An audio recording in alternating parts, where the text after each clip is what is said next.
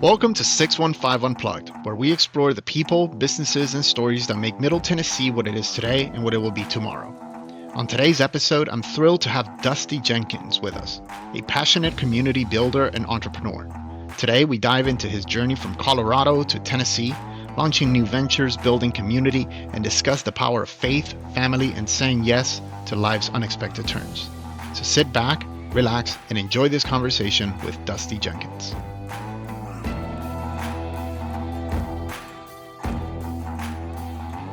All right. Dustin, welcome to the show, brother. Dude, thank you. Thank you for having me, man. So we sure have a lot to cover with you. The more and more I did research on you, the more and more I was like, I don't even know where we're going to go with this podcast because there's so much to cover. But I thought the best place, at least the first place that I kind of found out about you was your podcast. So we said yes podcast. And so I'm sure we'll go into a little bit of everything that covers and all the other things that you're involved in. But before we jump into that, I wanted to give you a little bit of an opportunity to introduce yourself to the listeners and tell them a little bit about what you have going on, and then we'll get started. Yeah, thank you. I appreciate that. And before I even introduce myself, I'm just curious. Is it okay if I just pray over this, just so that we can? Sure thing. Yeah, that'd be awesome, man. So, Father God, I lift up this entire podcast to you today. That any listener that would be diving in and listening today, that they would just be blessed and encouraged. That launching in the imperfection is okay. Stepping out into the unknown, where you call us into the depths, Father God. That it can be scary, but you know what? When you take the step, you always have us. You have the plan figured out. And so I just want to encourage every listener that might have a dream on their heart to start their own business, to start a community, to start just a new endeavor, to just step out in faith and to learn to trust you more and to give it to you through all the worry and the chaos and the distractions of this world that'll tell you, no, you're not ready. Father God, I just thank you that you are always ready. And so I just appreciate this opportunity, and I thank you in Jesus' name.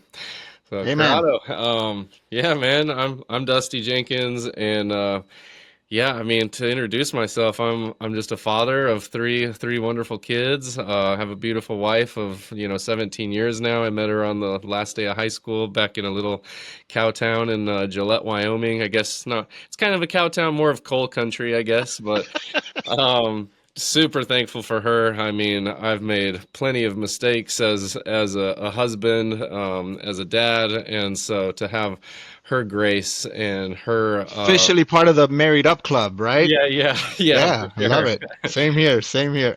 I'm glad she hasn't given up on me, and so she's been a big cheerleader in my life, and I appreciate that. But I went to film school in Colorado.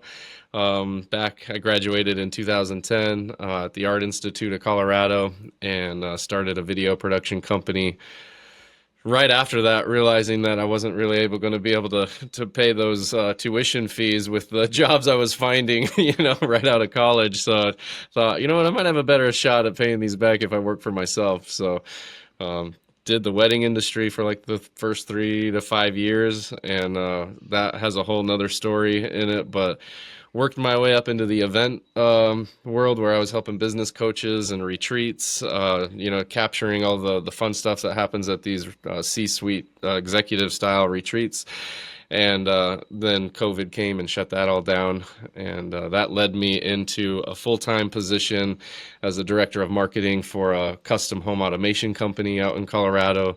Okay. Helped them scale pretty crazily in 14 months, through some false, hanging some bonuses out on carrot sticks that were never paid. Oh, I wow. just Okay. got burned out. I was like, if I'm going to work 60 hours a week for somebody, it's going to be for my family again. And so I told them thanks, but no thanks on year 2. And shortly after that, man, God called us out to Tennessee. We were celebrating our 15th year anniversary, and stumbled into Franklin, Tennessee by happenstance. We were never supposed to be in Tennessee. It was kind of a last minute change in our itinerary, and man, God encountered us at this event where there must have been 200 or 300 people gathering to just pray and worship and pray over the nation and the city. And man, the next morning, my wife, excuse me, my wife goes, you want to move to Tennessee? I'm like, no, I don't. That was a great event, but like, are you insane? Like, we Because you're in both, Colorado at this point, right? yeah, yeah, Yeah. we both had Okay. successful businesses, like, but a complacent lifestyle, we had learned Okay. to just go with the flow. And we're like, hey, it's working, why change it? But God definitely wanted to change it. And so 3 days after she got that word, I was praying, God, if this is really your your word and not her brain, you got to hit me over the head with a 2x4, And so he did. He took it went swinging and just cracked me a couple times after like the third or fourth time. I'm like, these are not coincidences. I feel like you're speaking right to me. I'm like, I'll give you my yes, which by the way, to all the listeners, as soon as you give God your yes, man, buckle up. Things move quickly, right? Yeah, and it did. Like 24 hours after I gave him my yes, I think 24 hours we had like 3 or 4 major check boxes checked off. Like, okay, Wow. this seems really possible. And less than 45 days later, we had moved into our home in Tennessee. Wow. And And this was what, like 2, 3 years ago, you said? 2 years ago, yeah, July 29th was our second year anniversary being out here. Wow. Yeah. And that kind of perfectly dovetails into how I came to find out about you, which is your So We Said Yet podcast, right? So maybe share a little bit about that, and what that's all about and what inspired it and everything. Thank you. Yeah, because I was just getting so inundated by, the coincidences or God winks or just the craziness of the timing of everything lining up. I thought, man, I'm never going to remember all these intricate details. So I started to journal and I started to like every single day that another crazy thing happened. And I remember calling my mom, Mom, you'll never forget. You think that was crazy yesterday? Guess what happened today?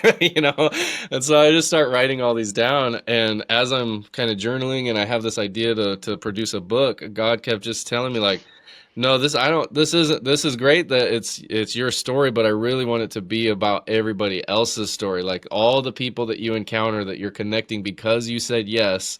I really want you to highlight their stories and what happened. I mean, if you had not said yes, you would have never met that person. So they're Right. like every person I meet now, I'm like, I'm so grateful. And so like even this, I don't think I would have been on this podcast today if I had said no and stayed in Right. my complacent lifestyle. And so I didn't know what that looked like. I thought it was going to be an Audible book, like, oh, maybe I'll finish the book and then turn it into an Audible, and that's how I'll get their voices on there. And it wasn't until I think 3 or 4 months ago I met this guy named Stan Lovins, and we go out to dinner. He's a prophetic guy locally up in Lebanon, and he needed help with his digital presence. I do a lot of marketing stuff for family centric ministry style businesses and that kind of thing, organizations. And we went out to dinner. First time I met this guy, we're sitting there, and he looks over at me, before our meal hits the table, and he's like, "So, Dusty, when are you going to start your podcast?"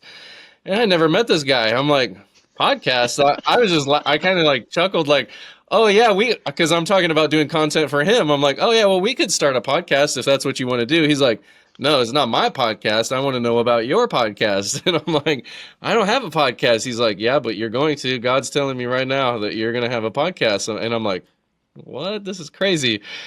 Dude, everything starts falling into place. I end up meeting Lydia Engineering over at the Awaken House. They have these creative studios there. I'm like, because where would I even have? I don't have the place with little kids, that kind of thing. Right. It's loud. I'm like, how am I going to have a podcast? The logistics just wasn't working out. And anyway, so I met her. I'm like, well, now I have a place. They have all the gear. I even had some old gear from back in the day that I could use. And so, man, I just kept sitting on it though. And one day, as a creative, if any creatives are listening, I feel like you can relate to this. I have the shiny ball syndrome. Yeah. And we overthink a million things. That Yeah. angle is not 100% right, so we have to delay it for 7 weeks before we get the right light and everything. Yeah, I feel you. I feel. You know. So I'm like sitting on it, and my wife, of course, if your spouse is anything like this, she'll be like, "Oh, sometimes I hear, great, this is another dusty idea, like." But this podcast was different. Like we're driving down the road after getting coffee, and she looks over at me one morning, and she's like, "Hey, Dusty, I think God's just waiting on you to start that podcast." And I'm like, whoa, I feel like this is a little prophetic from my wife because she's usually like, oh, this is just another, not really speaking life into things. And that one, she started speaking life into it. And so I just, from that point forward, I'm like, all right, I'm going to make this happen. And less than a week later, we recorded our first podcast. And And what's been your experience so far? Tell me a little bit about what you're, obviously what I can imagine some of the common threads that you're hearing, but yes. anything surprising, anything that you go, I was not expecting this going into this. Well, I think it's easy to be isolated in moments of stepping out in your faith. Like, well, we stepped out in faith and we thought it would be easy. Like, you called us, God, like this is going to be easy. And the common thread that I think really surprised me is that all of these stories that I've been hearing so far are very similar to ours. It was not easy. There was a lot of roadblocks and more trials to get through. And it was a very faith building, continually like scary moment type stuff. And that happened with many people. Like, I didn't know if my house was going to sell. We came out here and I'm still sitting on the house. Like, we came out here and I couldn't find a job for X amount of time. And like, how do you battle through the, hey, I feel I heard the voice of God, but now I'm questioning myself. Was that the voice of God or was it my own crazy mind, And so I think that's been interesting to just see that we're all very similar in the way that the journey has unfolded in the way that it has, I guess. I don't know. Yeah. And so you mentioned a little bit about the, some of the other things that you've done in terms of like helping, family-centric businesses with like marketing, all of that stuff. Is that something that you're still currently doing? What does that look like?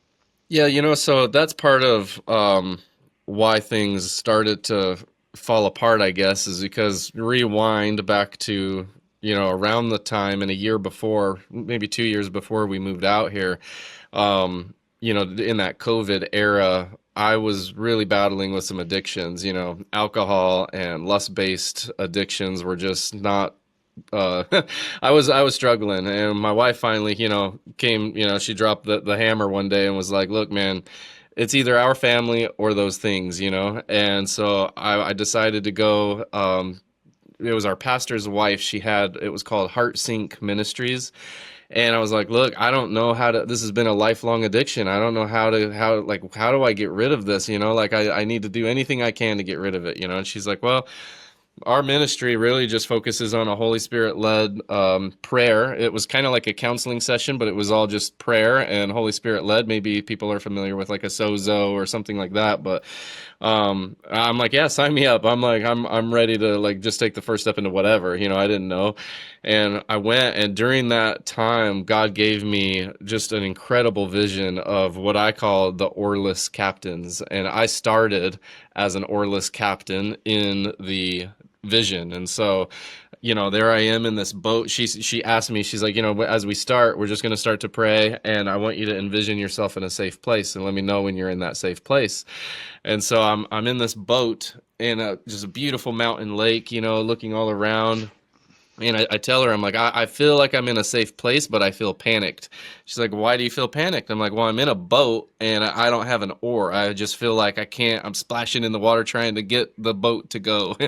She's like, oh, that's interesting. Okay, well, let's just, check in with the Holy Spirit and see why you don't have, where are you going, She's like, oh, she asked me, is Jesus anywhere in this picture? I'm like, yeah, I feel his presence in the boat. I don't see him, but I feel his presence, and she's like, okay, well, that's good.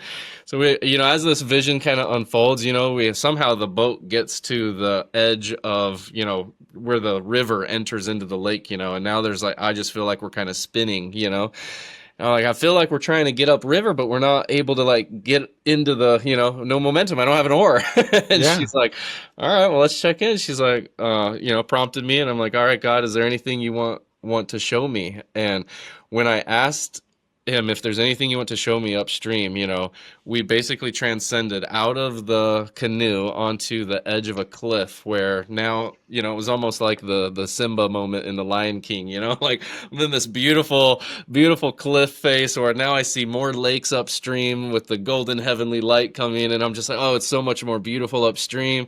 I see where the canoe is down there just still spinning out, and she's like, okay, well, where's Jesus now? And I'm like, well, I feel his strength, like he's sitting behind me and he's just like talking to me, like showing me everything, and I can easily lean back against him, and I felt at peace. And she's like, okay, well, why is he showing you all this? And I'm like, I don't know. She's like, well, just ask him. I'm like, all right. I'm like, God, why are you showing me these other beautiful places upstream? And he just said, do you trust me? And dude, I thought I was crying, in like a weeping mess at that point. Like when he said, do you trust me? Dude, it like got a hold of me, and I just started ugly crying, I'm like, yeah, I trust you. And so he invited me to stand up with him, and I don't know if you ever did one of those like trust exercises where you're sitting down with someone, you have to put your arms behind your back and you kind of link arms. And by linking arms, like it was his strength that we just stood up together. And then he invited me to look back down at the lake we had just come from. And now I see hundreds of canoes just like mine, of people just in these canoes, just like spinning out. And he's like, okay, well, do you want to go down there and let them know what I just showed you? Or do you want to go up there all by yourself? And I'm like, dude, we got to go tell these people how beautiful. What are you doing in this lake spinning around without an oar? Let's go get them some oars. And so that was the start of Valiant Voyages. And that was like a ministry that I thought God was like 100%. This is where I want you to put your focus on. Really connecting with dads, just building legacy and walking through them in the stuff and the distractions that they're hung up on in life, and saying like, hey, you know what? I'm healing too. I don't have all the solutions. I don't have all the answers, but I do have a strong foundation in Jesus Christ. And I think together, you don't have to be isolated. You don't have to be alone in that canoe. And let's walk through this life together. It's so what is something like that, like Valiant Voyages look like? So So take me through, like, let's say I go, yeah, I want to sign up for the next one. What does that look like? What am I in for? yeah, so it's funny because just as I prayed at the beginning of this podcast, I didn't know what it looked like. I had been to many retreats. I had seen how business coaches were helping people, but I had that like imposter syndrome, like, oh, I'm not qualified. I'm not a pastor or a counselor, or like I don't have anything to really teach other than, hey, I've been in your shoes. I have Jesus Christ, and we can go through this together. And so I kept praying. I'm like, God, what do you want me to do? And at first I thought it was going to be pop-up retreats, because my heart was I didn't want to take dad away from the family. Most of the dads were already committed to 40, 60 hour work weeks. They want to be present with their family. The mom definitely, their wife definitely doesn't want them gone for another 3 to 4 days over an extended weekend to some really fun retreat. Yeah, Yeah. sure, you're getting poured into, but like, hey, what about me? Like, let's send, my heart is, let's send the wives to like spa day, and then dads take the kids and we family retreat together. Yeah, exactly. That's the heart for Valiant Voyages, and that's kind of what it's turned into when you ask. But as I kept praying, I'm like, God, like, how am I going to do this? So I did a pop-up retreat here just down in Columbia at a Muletown farm. Had 4 or 5 guys show up. I didn't make a single dollar off of it, which that wasn't really my intention. I thought I do have to pay the bills somehow. I'm like, maybe there'll be like some donations or sponsors that want to get behind this. I don't know how the financial side will work. I'm just here to like connect with hearts. And one of the guys there, it was so cool, man. We ended around the campfire, and I just said, hey, I just want to take this time to just pray over our families before we leave. And I started it off, and then the next guy goes, and he fights through just a crackly voice. Just, you could tell his voice was trembling from trying not to cry. And his prayer started off with, God, I don't think you've ever heard my audible voice. And it was his first time praying over his family for the first time. And I'm like, dude, this is what it's all about. I'm like, if we could just get more men encouraged to just step into praying over their families, that would be just a huge win. And so I took them home, and I tell my wife, and to be honest, like my prayer life at the time wasn't all that wonderful. I wasn't waking up and like spending hours with God or anything like that. But my wife said, well, hey, if you feel like you're going to be encouraging guys to like pray, what about your prayer life? And I'm like, yeah, that's a good point. So I started getting convicted, and God just kept giving me this word, light on the hill, light on the hill. And here in Spring Hill, there's a battlefield where there's a cannon at the top of the hill. And I'm just like, you know what? What if I just go up there every morning and I just start praying and spending time with God just in my own time? But I'll open it up to the community. If other guys want to wake up that early, I would show up 30, 45 minutes before sunrise. If they want to come walk up that hill and sit with me and pray together, like, hey, come on up. And man, over the last, like, I think I've been doing it for about a year now, but the first like 3 or 4 months, I probably met 30, 40 guys. Like, one guy showed up, man, I haven't had a friend like this in over 20 years. Like, just to have somebody to sit next to and to talk to. And man, God just showed up over and over again. Businesses were starting, like guys were laid off from the GM plant. Man, like, I don't know how I'm going to pay my bills. Like, well, what are your passions?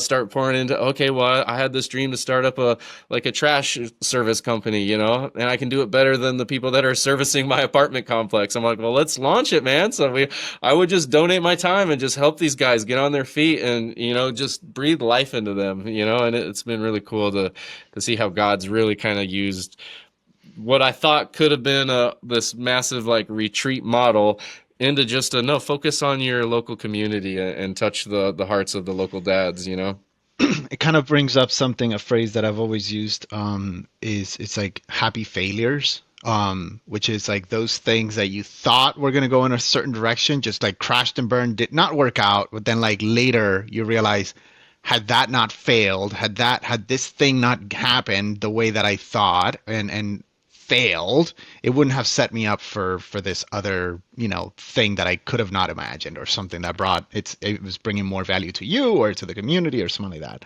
That's right. Well, and how many times do we like try to powerhouse it in our own strength? Like, oh no, God, I got this. Like, thanks, I can do this on my own. Oh, that addiction that I've been battling my whole life, I got this. I can make it another 30 days without a drink. Like, I got this. Day 30 comes around, and you're like, okay, I guess I'll celebrate. I'll have one drink to celebrate me getting through 30 days. And then the cycle just started all over. And how that kind of brings up a question. You kind of touched on a little bit on the addiction sort of stuff and everything. Have you seen? I imagine so, but have you seen God taking that and then going like, okay, I know you didn't know why you were going through this and you didn't like it at the moment, but this is why, and this is how I'm going to use that now. Yes, absolutely. I mean, I think that's why the word testimony starts with the word test. Sometimes, sometimes God takes us the long way so that we can pick up things along the way. And, I think that you do go through the things that are really hard in life, whether it's, losing a loved one, that's been one of the things that's like, well, I have many friends that don't really believe in God. And they're like, well, if God's so great, why did my, friend's 3-year-old get killed in this car crash, or why are there kids in the hospital, all these questions. And I'm like, I don't know the answer to those questions. I know that it's not God that orchestrates that. We live in a fallen world, but I do know that by going through the addictions that I battled, it has helped me be more relatable to the guys that I sit down with. And when we skip all the small talk and we just go straight into it, I'm like, hey man, like, I don't know what's going on in your life, but here's what I'm struggling with today. They're like, wow, this is the most authentic, real, vulnerable person that I've met in, who knows how long. And you just dive in deep, and that's how you get a stronger friendship out of the gate, because you build that trust. And they're like, oh well, me too. I'm battling that too. I've always found that, and I've always told my wife this, that if you want to get guys to connect, like you got to give them something to do together, right? Like whether it's working on a car, working on a motorcycle, bro, even flipping burgers on a grill. Like you just see all the guys just standing around the grill, like, because now we've got something in common to do. We're all pretending we know what we're doing at the grill or in the car or whatever, right? But it's during those conversations that, like, you start being like, hey man, how's business? Hey, how's this? Hey, how's that? But that's when you're like side by side, not like in front of each other, like, okay, tell me about your feelings, but like you're working on something, you're like, hey, how's that thing? How'd that meeting go? Oh no, I got laid off or something like that. And like that's how I've always felt guys tend to connect better than just like, let's set a time to sit down and talk. Like there's nothing, I've always said, like, there's nothing scarier for a guy than when like your wife says, hey, we got to talk. Or like when anybody says, we got to talk, you're like, what is this going to be about? Yeah, yes. So, one thing that I kind of, as you're going through all of these things, and as you're working through all of these different things that you've got going on, one thing that comes to mind is the word community. And even yesterday when we were kind of like chatting back and forth, you kind of mentioned that, right? Like, hey, like everything is about community. So as you're working through some of these things, thinking about the projects that you're getting involved in, the things that drive you. Community is always kind of like an undertow of it all. What are some quotes, verses, things that you kind of constantly find yourself going back to, um, whether things are going great or things are not working out? What are some things that you constantly think of or try to live up to? Man, that's good. I'm also as a creative, my memory, I need to work on my memory game. It's like unless I have the scripture or the quote right in front of me, I'm like, oh, it's like questions like these, all of a sudden my mind just goes blank. I'm like, wait, what do I think of? Well, one that's in my email signature is I stole this from the movie Elf because Buddy the Elf is just amazing, but I just like to smile. Smiling's my favorite. I think that one is you know, it's pretty solid because how many times in day-to-day life can we just be a little too serious and can we get offended and can we get, just turn the wrong way? Somebody cuts you off in traffic and it's like if we just smiled a little bit more, how much more joyful would this world be? And then the other is, a journey of 1,000 footsteps starts with one, or a journey of 1,000 miles starts with one footstep. And it's easy to get overwhelmed with, man, this idea I have feels like there's too many steps, but if you just take one step toward it, one step toward the better version of you, I think that's all you really need to focus on. And that's how, God, when we felt called to Tennessee, like, trust me, we had the journey of 1,000 miles and so many unknowns and so many crazy thoughts going through our head, but it's like, okay, well, what's the first step?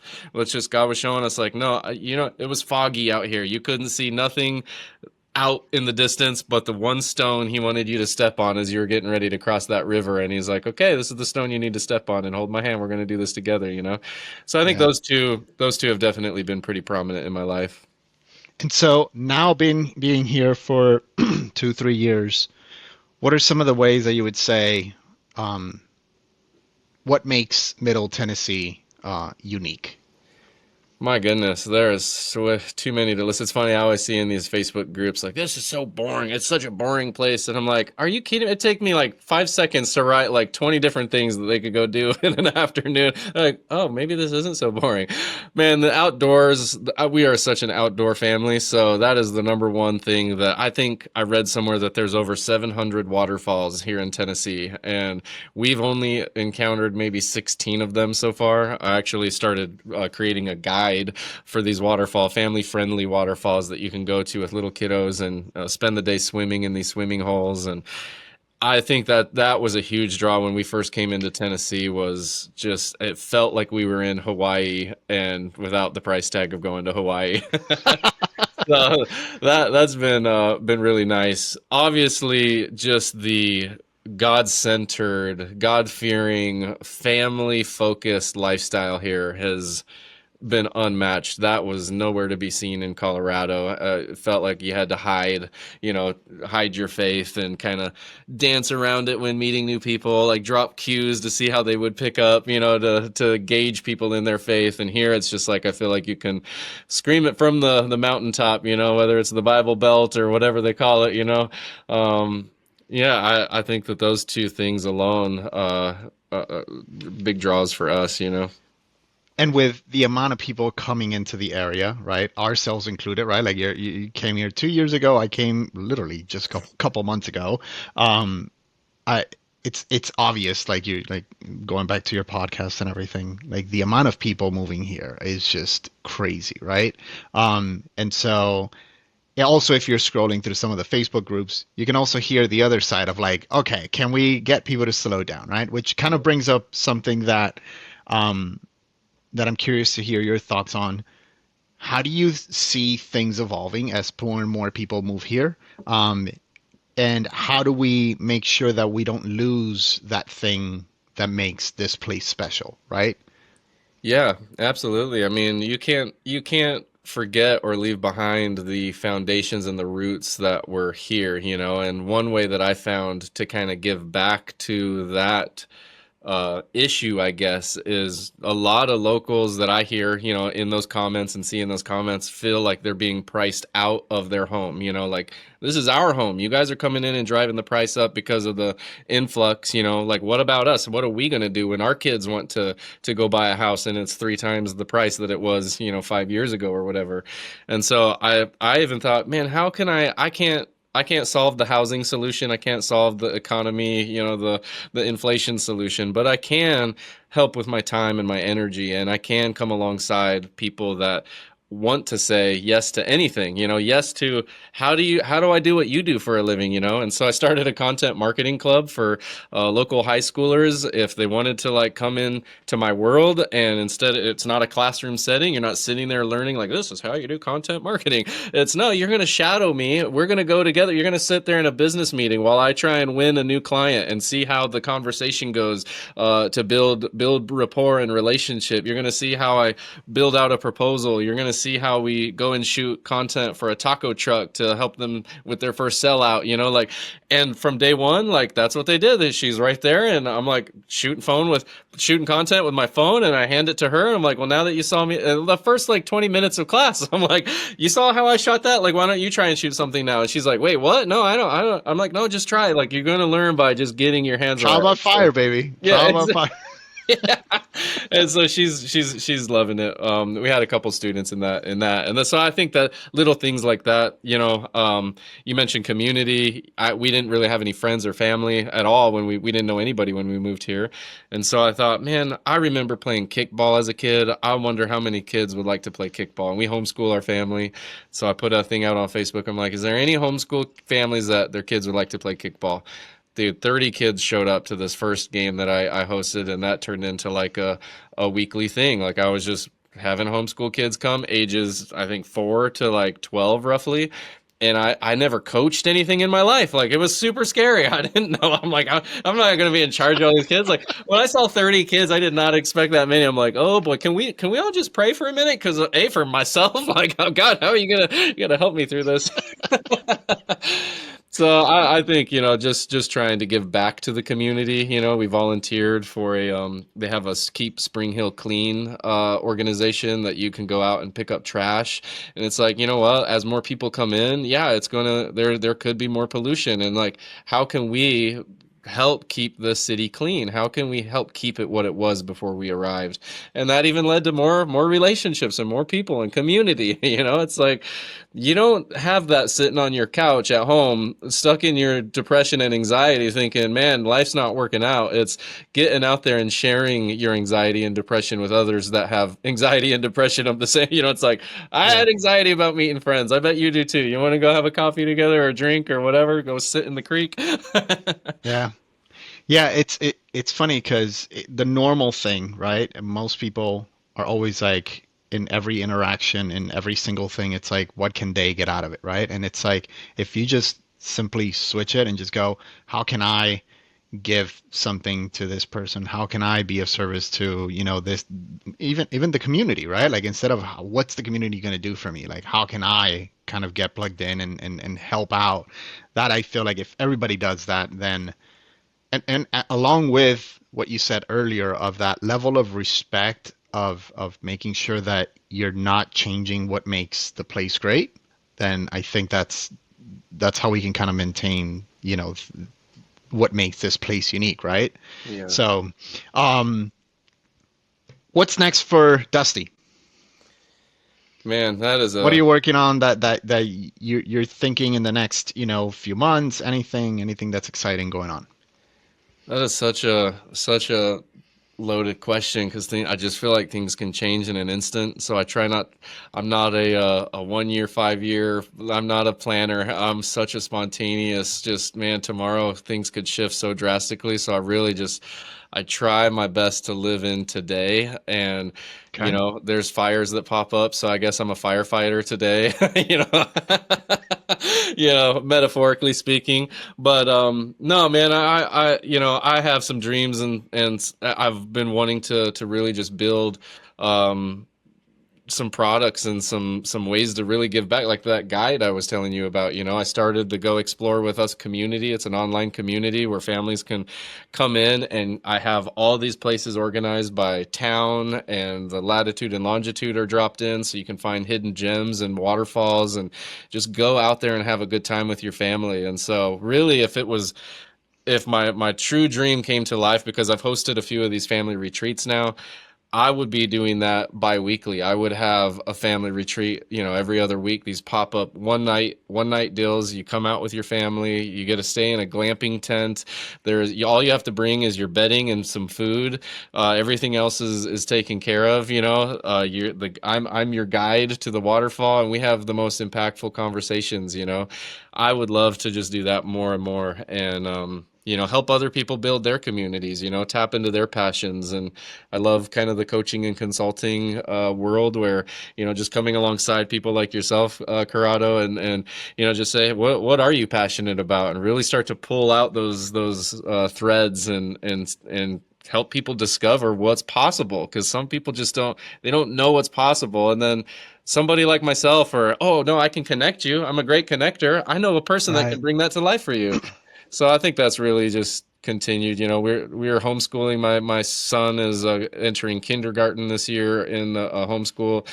My daughter went into kindergarten during COVID, and we didn't know we were going to be a homeschool family. We were figuring it out as we went. And so I think for him, he's lucky in a way that we had a lot of mistakes with her, because she was kind of the first round through. But I yeah, know the we have feeling. I know the feeling. That's yeah. exactly what happened to us. Like our oldest one, she was supposed to go into first grade or kinder during COVID, and we were just like, we were back in Miami at that point, and it was like everything was closed down. They were still doing. We heard that they were going to do the first few weeks. It was going to be remote, and we were like, well, we're definitely not going to put her on an iPad to connect. And like, we're still like, we might as well just try this home. We had some friends that homeschooled and everything. We're like, well, let's just try. Like, what's the worst that can happen, right? Like, she's in kinder. Like, she's Yeah. got time to make up for anything we screw up royally, right? Yeah. And we ended up loving it. And we've always said like 1 year at a time, right? And now it's like, she just started her fourth grade, and the little one started first grade, and same thing. We're like, oh man, the second one is having it so much easier, a smooth road. The first one is just trailing ahead of like, Yes. Yes. um, switching into something that I want to do in every episode, the 615 rapid fire. So I'm just going to give you a couple of quick random questions about living in Middle Tennessee. Give me the first thing that comes to mind. So you get a billboard on I-65 for one day. What does it say? Man, I've even asked my guests a similar question. This is good. Rapid fire though. I'm not good at rapid fire. Let me think about this. It says, just start. You got this. Love it. I feel like I know what the answer to this one is going to be, but first place you take someone visiting Middle Tennessee for the first time. Yeah, I would take him to a waterfall for sure. Yeah. Okay. Favorite Middle Tennessee food spot and dish. Dude, I cannot even believe this. I found my way down into Lawrenceburg, Tennessee, and there's this little tiny hut. It's like the size of a shed off the side of the road. The line of cars that was at this little shed when I drove by was insane. So I'm like, well, they must be doing something right. What is going? I'm getting in this line. I got in that line. I ordered a burger. The burger I think might have been less than $5. I mean, it was so heavy. I don't know how she did, but that burger was the best burger I've ever had in my entire life. I posted a thing on our social channel. I think somebody called it a slug burger. I don't know if that's a thing in the South or in Tennessee, but I think she used some kind of breading in with the meat. I'm telling you that I tell everybody, go down to Lawrenceburg to, I think it's called Berry Hill Snack Hut, Okay. and order the burger. And then outside of that, Soda Pop Junction, about 45 minutes from uh, Spring Hill is another burger place. It's called Soda Pop Junction. It's in Linville, Tennessee, and great atmosphere. Wonderful burgers. If you're not, we're trying to eat a little healthier these days. Yeah. No seed oils and that kind of stuff. So I guess it's probably not great for that. But if you want to have a cheat day, Cool. This was a little different. I think it might be somewhat similar to your answer. Describe what you think makes a perfect day in Middle Tennessee. man, a perfect day for me. Definitely the sunrise. Waking up early enough to just have some time with the Lord, and a friend maybe at the sunrise is great. Having undistracted time with my family, I fight for that, and it's so hard to get. Like distractions are always just flooding. So just having time where I'm just really playing with my kids and yeah, and hanging out with my wife and giving her my undivided attention. I think, whether that's just us at home or out back in the creek, those are perfect days for me. Love it. And final, other Middle Tennessee people, businesses, or stories that you would like to see featured on this show. Man, there's many, but the one that just came to mind is Stan Lovins. He is just pioneering just an amazing roadway forward with revivals, seeing how God uses him to just impact people's lives. And I've witnessed with my own eyes people get miracles, prophetic words. It's just insane to see how God uses him. And he is coming September 6th to the Awaken House. There will be a night of miracles revival here in Spring Hill. And so I would say definitely check out what Stan Lovins is doing. And if you're needing just deliverance from any hang up in life, go just spend an afternoon or go spend a little time with that man, and man, God will show up in a big way. Love it. Love it. Anyone else you think that comes to mind? Yeah, I'll shout out my wife. My wife is I'm proud of my wife. It was not it was it had there was a lot of fear in giving away her entire 15 years of clientele. She owned a salon in Colorado, and to start all over, to really say, all right, God, if you're calling our family to Tennessee and I'm starting all over, what does that look like? And now she Hmm, has a successful salon in Franklin, Tennessee that focuses on all non-toxic organic hair products. And I think that's that awesome. is, something that is on the rise. Just people are wanting to move further away from toxic products. And when whatever those women are putting on their hair, I don't know, but check out Fig and Willow, Brandy Jenkins up in Franklin. It's Yeah, shout her out. Awesome. Love it.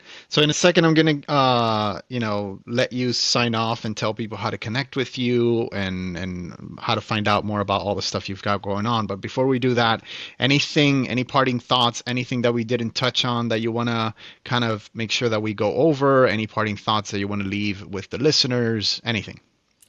Well, I guess I would ask you, 615 Unplugged, what, I think this is just launching, and I'm honored to be, among the first guests that you've chosen to come on the show. And so I'd love to just hear from you, like, even 6 months from now, looking back on this episode, what do you hope for Middle Tennessee as they glean from these podcasts that you're hosting? Yeah, I think for me, uh, it was the podcast is a way of kind of getting to know a lot of the things that I would normally, the people and the places and the stories that I normally just doing life, you wouldn't kind of come across and learn about.